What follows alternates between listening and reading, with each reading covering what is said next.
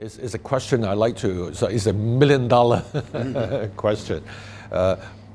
Attracting foreigners is something that we have not been paying too much attention for the past 20 years' time, right?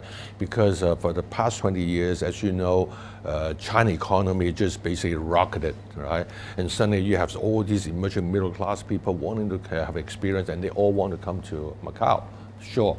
But looking into the longer-term future, and I 100% agree with the vision that we should turn Macau to be more international.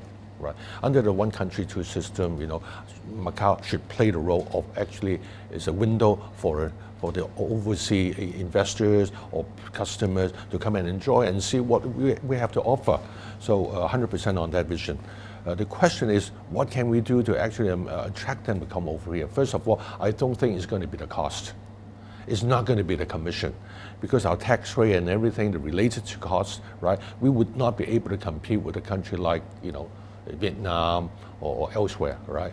Cannot.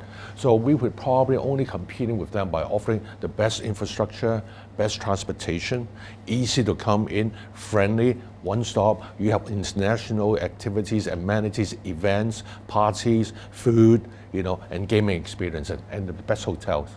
So I think we have all these ingredients right now. It's a matter of how do we actually market our services, how do we actually draw the attention of the foreigners that, at the end of the day, Macau is still a place they want to come because we have the best of all. So to me, like you said, our director of tourism is now going overseas, doing all the marketing and promotion. And as you know, that all 6 of us is joining the effort to making sure that, the brand, the Macau brand that is, right, is now more known to the foreigners. But at the same time, we are also relating our requests to the government, say, for example, that somehow they have to maybe think about allowing us to bring in some people with a native language of the country that we draw customers into, such that when they come in here, they felt that they have somebody that they could be able to talk in their native language. They know what they want, they know their services. This way, I think it's going to help. There's only one. The other one is that, of course, we now, say for example, I have slightly mentioned that before, we used to offer a lot of Chinese food in town. It's because, most of them are Chinese, right? But in order to have attract the foreigners, then you talk about, is the chicken first or the egg first? Right? Now, we felt that we have to sort of make sure that we have the native language customer service team here to welcome our foreigners. We have to have the restaurant ready.